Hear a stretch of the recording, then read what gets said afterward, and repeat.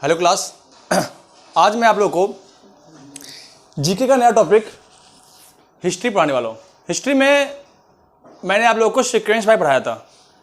तो एक sequence bye में मैंने आपको जैसे कि पाषाण काल, हड़प्पा काल, वैदिक काल, ये सब पढ़ा दिया था।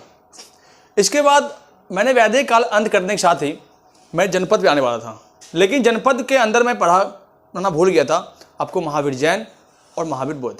महावीर के ऊपर मैंने वीडियो बना दी है। ये आज का टॉपिक हमारा है बुद्धिज्म का है। आपको पता होगा 6ठी शताब्दी ईसा पूर्व में जो है दो धर्मों का उदय हुआ था, एक आपका बौद्ध धर्म और एक आपका जैन धर्म। जैन धर्म के संस्थापक ऋषभदेव थे, लेकिन वास्तविक संस्थापक जो थे वो महावीर जैन थे। लेकिन अगर बौद्ध धर्म की बात करें तो महात्मा बुद्ध जो थे वो आपके बौद्ध धर्म के संस्थापक माने जाते हैं। तो आज का हमारा टॉपिक है बौद्ध धर्म।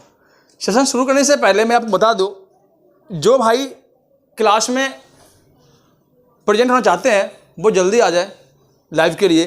इसके अलावा मैं ये बता दूं कि जिनको भी पढ़ना हो मेरे यहाँ पे ऑफलाइन हो या ऑनलाइन, वो प्लीज़ हमसे जुड़े। फ्री ऑफ कॉस्ट क्लास होती है किसी भी एग्ज़ाम प्रिपरेशन करने के लिए, चाहे आप टीचर की तैयारी कर रहे हो या पुलिस की तैयारी कर रहे हो या जीडी जीएस की तैयारी कर रहे हो, एसएससी सीजीएल की तैयारी कर रहे हो, किसी भी की तैयारी कर रहे हो, तो उसके लिए मैं आपको बेसिक तौर पे आपको जीके जीएस की नॉलेज दूंगा। तो दोस्तों आप मेरी वीडियो को ज़्यादा से ज़्यादा शेयर करें, जिससे कि मैं आप लोगों के लिए और बेहतरीन क्लास दे सकूं। ये हमारा नया चैनल है, आप चैनल को सब्सक्राइब जरूर कर लें। ठीक है दोस्तों, अभी हम आपको सीक्वेंस बाय में हिस्ट्री और ज्योग्राफी क्लास चल रही है, इसके बाद पॉलिटिक्स क्लास चलेगी, फिर पॉलिटिक्स क्लास खत्म होने के बाद रीजनिंग क्लास चलेगी, फिर जाकर के आपके साइंस की क्लास चलेगी। बीच में आपको करंट अफेयर भी अपडेट कराता रहूँगा। तो दोस्तों आज का जो टॉपिक हमारा है वो बौद्ध धर्म के ऊपर है। बौद्ध धर्म की स्थापना किसने की थी और बौद्ध धर्म किस तरह से फैला था। ठीक, बौद्ध धर्म भारत के अंदर 6ठी शताब्दी में एक नया धर्म था। बौद्ध धर्म के संस्थापक महात्मा बुद्ध माने जाते हैं। महात्मा बुद्ध के ऊपर टॉपिक से क्वेश्चन जैसे आता है कि महात्मा बुद्ध जो थे वो बौद्ध धर्म के संस्थापक माने जाते हैं। और महात्मा बुद्ध का जन्म जो था वो आपका नेपाल के लुम्बिनी में हुआ था। लुम्बिनी जो कि आपका बिहार और नेपाल की जो तराई है वहां पे हुआ था। महात्मा बुद्ध के पिता का नाम शुद्धोधन, माता का नाम महामाया और उनकी मौसी का नाम प्रजापति गौतमी और उनकी पत्नी का नाम यशोधरा और बेटे का नाम राहुल था। ठीक है दोस्तों, तो इनमें मैं आपको बताऊंगा किस प्रकार से जो है टॉपिक बाय टॉपिक इसको पढ़ना है। महात्मा बुद्ध का जन्म कब हुआ था तो 563 में, 563 BC में नेपाल के लुम्बिनी में महात्मा बुद्ध का जन्म हुआ था।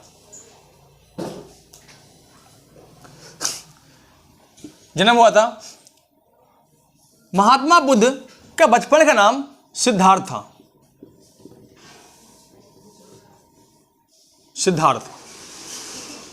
सिद्धार्थ का जो जन्म हुआ था वो वैसे समय में हुआ था कि जितने भी पंडित पुरोहित थे उन्होंने इसके जन्म के नामांकन पर इनके बारे में बताया। 8 पंडितों ने मिलकर इनके बारे में बताया कि ये जो बच्चा है ये आगे चलकर या तो एक सिद्ध पुरुष होगा या बहुत बड़ा राजा होगा। ठीक, ये बात उनके पिता को ये बात खा रही थी कि अगर मेरा बेटा सिद्धार्थ अगर बहुत बड़ा राजा बनता है ये बहुत खुशी की बात है, लेकिन यही मेरा बेटा अगर संत बनता है या सिद्ध पुरुष बनता है तो ये इतना बड़ा राज्य को कौन चलाएगा। आपको पता होगा कि राजा शुद्धोधन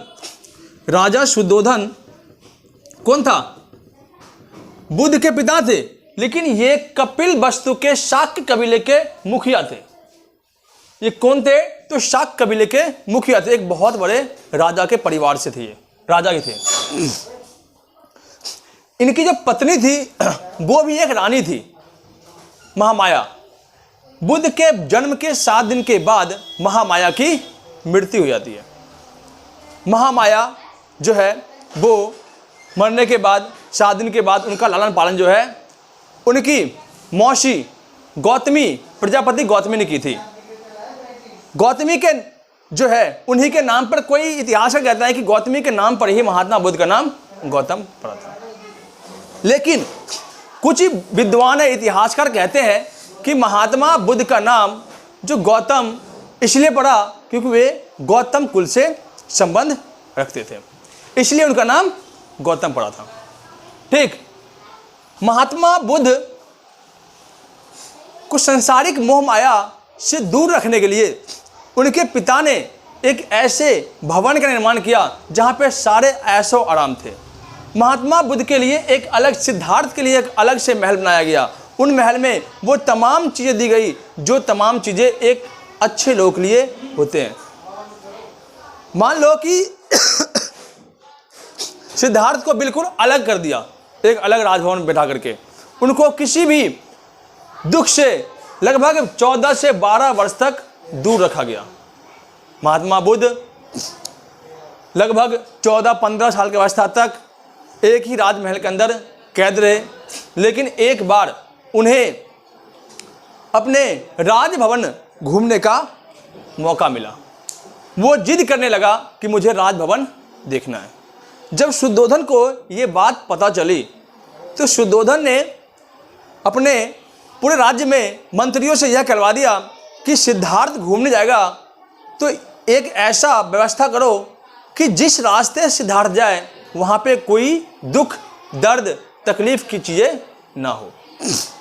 उन्होंने पूरे राज्य में ये ढोल पिटवा दिया और ढोल पिटवाने के बाद पूरे रास्ते को फूलों से सजा दिया गया।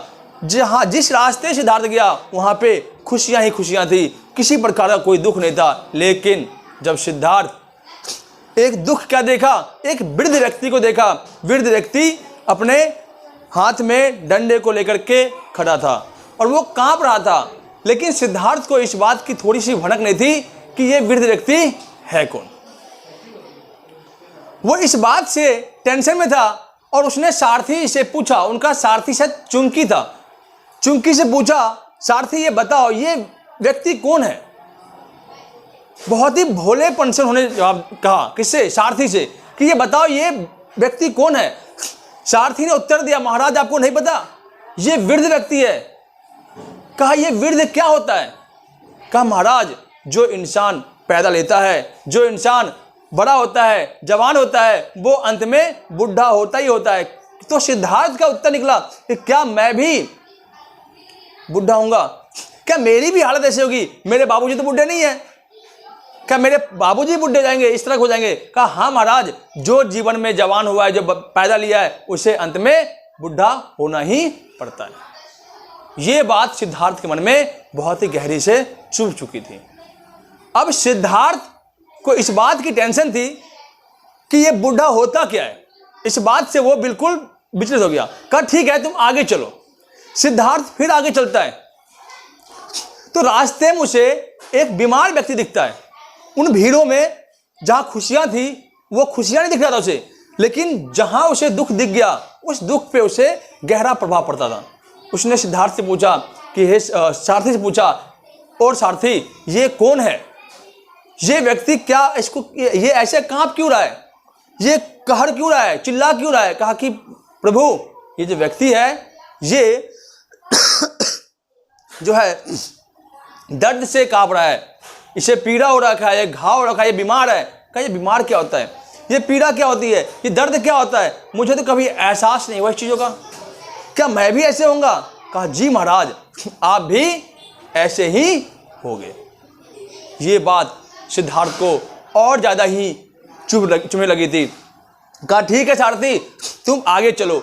जब फिर सारथी आगे चला तो उसे एक दिखा, क्या 4 व्यक्ति जो है एक व्यक्ति को कंधे पर लेकर के जा रहे थे।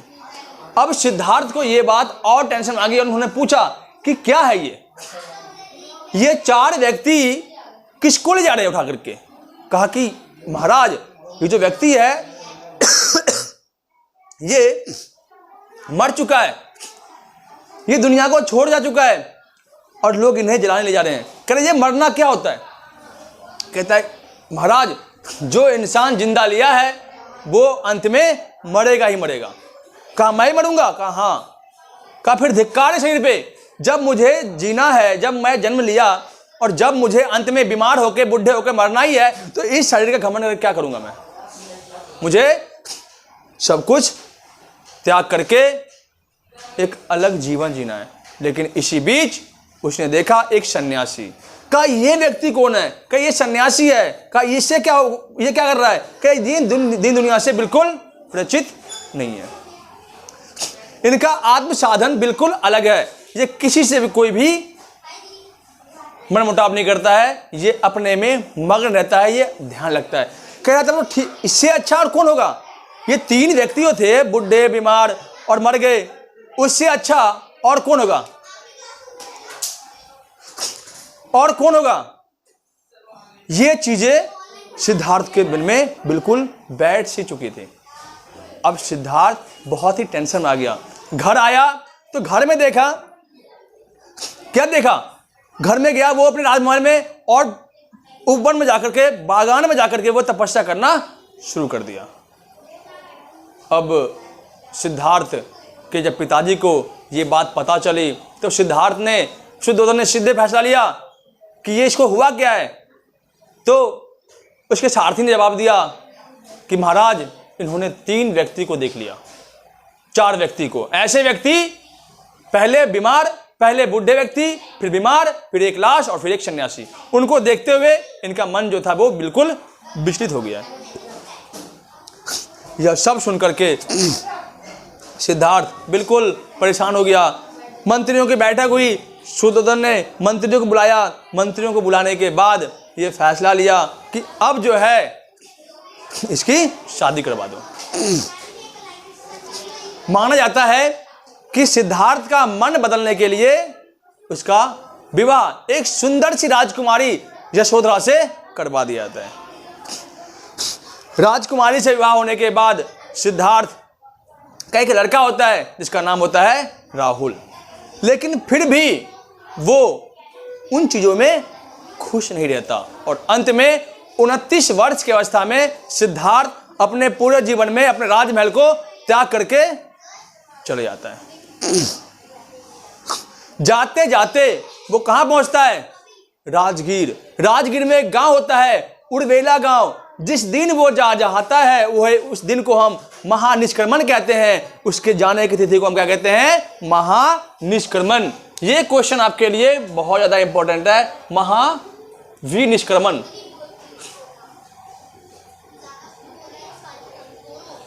महाविनिष्क्रमण इसके जाने के टाइम को कहते हैं। अब महात्मा बुद्ध जो थे चले गए कहां पे? राजगीर। बौद्ध गया के पास जो है, राजगीर के पास जो है बौद्ध गया है, वहां पे उड़ुबेला गांव था। उड़ुबेला जाने के बाद बौद्ध महात्मा बुद्ध जो थे वो तपस्या करने लगे। कुछ टाइम तक वे अपने शिष्यों के साथ रहने लगे, अपने साथियों के साथ तपस्या करने लगे, लेकिन उनका जो था मन वो विचलित हो रहा था। वो अपने ध्यान को एक जगह स्थिर नहीं कर पा रहे थे। फिर उन्होंने सबको छोड़ करके उड़बेला गांव के एक जंगल में गए और वहां बोध गया नामक एक पीपल के वृक्ष के नीचे उन्होंने ध्यान करना शुरू किया। पीपल के वृक्ष के नीचे जब उन्होंने ध्यान करना शुरू किया तो उन्हें ध्यान करते करते लगभग 5 साल हो चुके थे। उन्होंने एक टाइम ही खाना खाया था और वो खाना खाए लगभग 5 साल तक वो बिना भूखे प्यासे तपस्या पर बैठ गए। तपस्या पर बैठने के बाद जो है महात्मा बुद्ध को ज्ञान की प्राप्ति हुई। सिद्धार्थ बौद्ध के लाए। बौद्ध का अर्थ है ज्ञान, और बौद्ध जब ज्ञान की प्राप्ति उन्हें हुई तो उनको जो है एक महिला ने सबसे पहले उन्हें खीर खिलाया और उसको हम कहते हैं क्या, बौद्ध पूर्णिमा के दिन कहते हैं। आपको पता होगा कि हर एक साल हमारे यहाँ पे बुद्ध पूर्णिमा का आयोजन होता है और बुद्ध पूर्णिमा पर हम लोग खीर खाते हैं। तो ये बुद्ध ने पहला जो आहार ग्रहण किया था, वो जिसका पहला आहार था वो क्या था, खीर। खीर खाने के बाद उन्होंने अपना व्रत खोला और व्रत खोलने के बाद लोगों को संदेश दिया कि दुनिया मोह माया से घिरी हुई है, दुनिया में दुखों का कोई अंत नहीं है, दुनिया जो है, संसार जो है दुखों का घर है, दुख के कारण तृष्णा वासना ये सभी मिलती है। इन दुखों से दूर रहने के लिए उन्होंने सत्य के 8 रास्ते चुने और इन 8 रास्तों पर जिन जिन व्यक्तियों ने चला, जिनमें 8 रास्ते आपके हैं, सम्यक दृष्टि, सम्यक वाणी, सम्यक संकल्प, इस तरह के 8 इनके फिलॉसफी थे और उन फिलॉसफी के अकॉर्डिंग कहा कि जो लोग इन 8 चीजों को देखते हैं और सुनते हैं और इसी पर चलते हैं, वो जो है दुनिया में कभी भी दुख नहीं कर पाएगा। बुद्ध के ऐसे सिद्धांत को देख करके उसके पास बहुत सारे शिष्य आ गए, उनके चाहने वाले बहुत आ गए। उनकी जो पहली जो महिला शिष्य बनी, उनकी मौसी गौतमी उनकी पहली महिला शिष्य बनी। उसका जो पहला शिष्य, प्रिय शिष्य था, वो था आनंद। फिर जाकर के महात्मा बुद्ध ने पहला अपना उपदेश दिया, कहां पे? सारनाथ में। सारनाथ में उपदेश देने के बाद आपका वे कुशीनगर आए और मल जनपद में उनकी 483 में मृत्यु हो गई। कब? 483 BC में मल जनपद की जो राजधानी कुशीनगर है वहां पर उनकी मृत्यु हो गई। अब जाकर के हम फिर से आपको एक बार इनके बारे में बताते हैं कि महात्मा बुद्ध से क्वेश्चन किस टाइप के पूछे जाते हैं। तो बुद्ध से जो क्वेश्चन पूछे जाते हैं उनमें हम देखते हैं कि सबसे पहले कि महात्मा बुद्ध का जन्म कहाँ हुआ। तो महात्मा बुद्ध का जन्म नेपाल के लुम्बिनी के तराई में हुआ था 563 BC में। महात्मा बुद्ध के पहले गुरु कौन थे? तो पहले गुरु आराम कलाम, जिन्होंने उन्हें अध्यात्म का ज्ञान दिया था। महात्मा बुद्ध ने वेदों की शिक्षा किससे ली? तो विश्वामित्र से शिक्षा ली थी। महात्मा बुद्ध जिस दिन घर को छोड़े थे उसे महाविनिष्क्रमण कहते हैं। महात्मा बुद्ध किस नदी किनारे ज्ञान की प्राप्ति हुई? तो गया में एक नदी है, निरंजना नदी, जिसे हम आज फल्गु के नाम से जानते हैं। उस नदी किनारे महात्मा बुद्ध को ज्ञान की प्राप्ति हुई। इसके बाद महात्मा बुद्ध बौद्ध गया में ज्ञान की प्राप्ति करने के बाद वो वहां से उठ के सारनाथ आते हैं और सारनाथ में उन्होंने अपना पहला उपदेश दिया। उनके उपदेश में बौद्ध, संघ और धम्म, ये उनके सिद्धांत है। उन्होंने कहा कि बौद्ध, संघ और धम्म के अकॉर्डिंग दुनिया में शांति को कायम किया जा सकता है। इसके बाद उनकी मौसी जो है गौतमी उनकी शिष्य बनी। इसके बाद वे कुशीनगर आए, उन्होंने लोगों को संदेश दिया। उन्होंने ये कहा कि खाना उतना ही खाओ जितना पेट में आए, ताकि आप काम कर सको, इतना मत खाओ कि आप धरती के बोझ हो सको। उन्होंने लोगों को मध्यम मार्ग पर जोर दिया। उन्होंने कहा ना तो आप अधिक तपस्या करो और ना ही आप अधिक भोग विलास में जियो, बिल्कुल बीच में रहो। किसी प्रकार के कहा उन्होंने कहा कि कठिन तपस्या करके अपने शरीर को कष्ट ना दो, भोजन करो, भगवान का स्मरण करो। खुद महात्मा बुद्ध विष्णु के पुजारी थे, लेकिन इन्होंने मूर्ति पूजा का विरोध किया। महात्मा बुद्ध के 3 ग्रंथ हैं, जिसे हम त्रिपिटक कहते हैं, सूत पिटक, विनय पिटक और अभिधम्म पिटक। इन 3 ग्रंथों के माध्यम से हम बुद्ध के जीवन के बारे में हम जान पाते हैं। महात्मा बुद्ध एक बहुत बड़े ज्ञानी पुरुष हुए। बुद्ध का अर्थ है ज्ञान। मल्ल जनपद में कुशीनगर में, मल्ल की राजधानी कुशीनगर में इनका देहांत हुआ और मल्ल लोगों ने इनका अंतिम संस्कार किया। महात्मा बुद्ध को पता था कि मैं इस टाइम पे इस दिन मरने वाला हूं। उन्होंने अपने शिष्यों को कहा, शिष्य रोने लगे कि गुरुजी आप मैं छोड़ के जा रहे हो। कहा नहीं, मेरा शरीर जा रहा है, जो ये नाश्वर है, ये हमेशा से ही ऐसे रहेगा, लेकिन मेरा जो आत्मा है वो कभी नहीं मरेगा। मैं यही हूं, मैं लोगों के चीजों में विराजमान हूं। उन्होंने अपने शिष्य, प्रिय शिष्य अंगद से कहा कि मेरे मरने के बाद मेरे अवशेषों को शहर के अलग अलग भागों में जाकर के दफन कर देना और उन पे टीला बना देना। और वही टीला जो है स्तूप का रूप ले लिया था। तो दोस्तों, इस प्रकार से बुद्ध के जितनी भी चीजें थी वो मैंने आपको कवर कराया।